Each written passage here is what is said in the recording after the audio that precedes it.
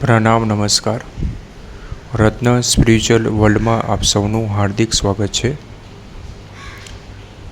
આજનો આપણો ટૉપિક જે છે એ આગળ કન્ટિન્યુ છે.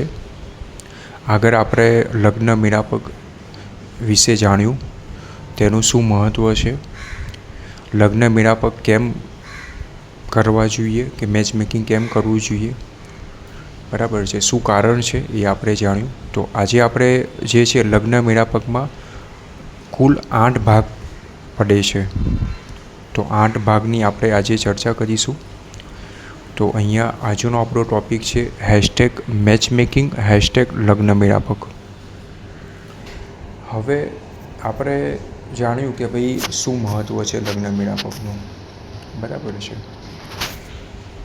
હવે આજે આપણે જાણીશું કે જે 8 ભાગ છે, બરાબર છે, 8 પ્રકાર જે છે એ કયા કયા છે, બરાબર, તેનું શું મહત્ત્વ છે.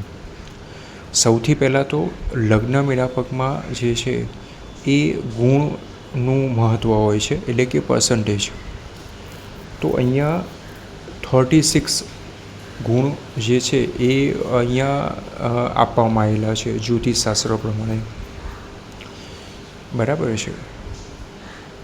અને પર્સન્ટેજ પ્રમાણે જોવા જઈએ તો આપણે 100% અથવા તો પોઈન્ટ પ્રમાણે જોવા જઈએ તો 36 પોઈન્ટ. હવે અહીંયા ધ્યાન રાખજો કે અહીંયા આ જે પોઈન્ટ છે, બરાબર, કે ભાગ છે, એ ભાગ પ્રમાણે અહીંયા ગુણ જે છે એ નક્કી કરવામાં આવેલા છે. આગળ મેં તમને જણાવ્યું હતું કે અહીંયા એવું નથી કે 36માંથી 36 ગુણ હોય તો બહુ સારું, 36માંથી 5 ગુણ હોય કે 15 ગુણ હોય તો બહુ ખરાબ, એવું કંઈ નથી. સૌથી મહત્ત્વની બાબત હોય છે કે જે 8 ભાગ પાડવામાં આવેલા છે, તો એ 8 ભાગમાં જે મુખ્ય ભાગ છે એ ગુણ કેટલા છે, બરાબર છે, એ જોવાનું હોય છે, બરાબર.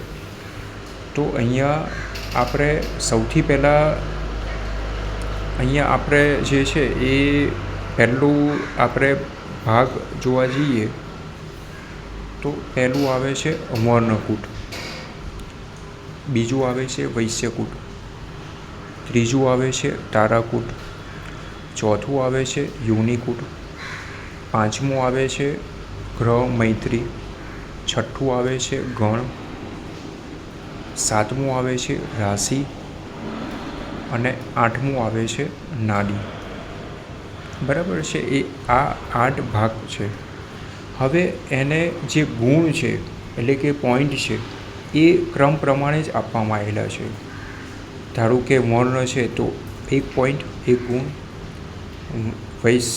વૈશ્ય છે વૈશ્યકૂટ તો 2 ગુણ, તારાકૂટ 3, યોનિ 4, ગ્રહ મૈત્રી 5, ગણકૂટ 6, રાશિકૂટ 7 અને નાડી 8, બરાબર છે. આનું તમે ટોટલ કરશો તો તમને 36 સરવાળો થશે આનો, બરાબર છે, 36 ગુણ કે 36 પોઈન્ટ થશે, બરાબર.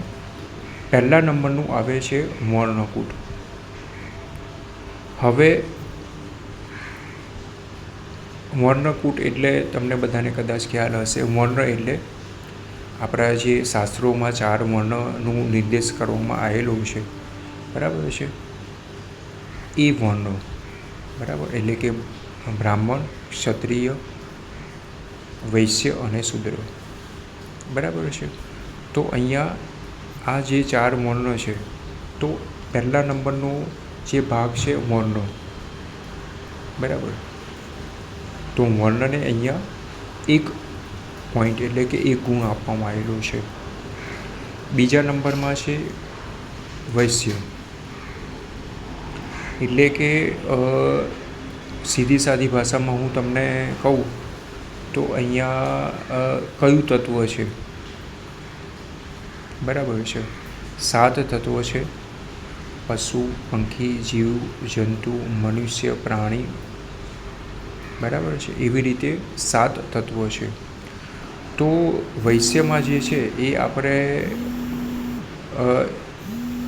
અંદર જે છે એ આપણે કે ભાઈ કયું તત્વ છે એ અહીંયા જાણવામાં આવે છે, તેના 2 ગુણ છે.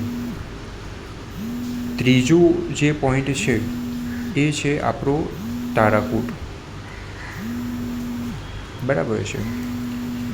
તો અહીંયા તારા એટલે કે સ્ટાર, તમારું લક, તમારું ભવિષ્ય. બરાબર છે.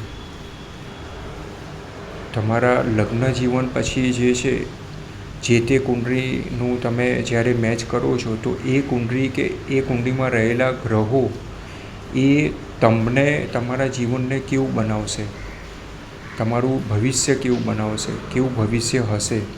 બરાબર છે. કેટલું તમારા ભવિષ્યને કે તમારા કરિયરને કે તમારા લાઈફ લાઈનને કેટલું પુશઅપ કરશે, કેટલો પાવર આપશે, કેટલું એનર્જી આપશે.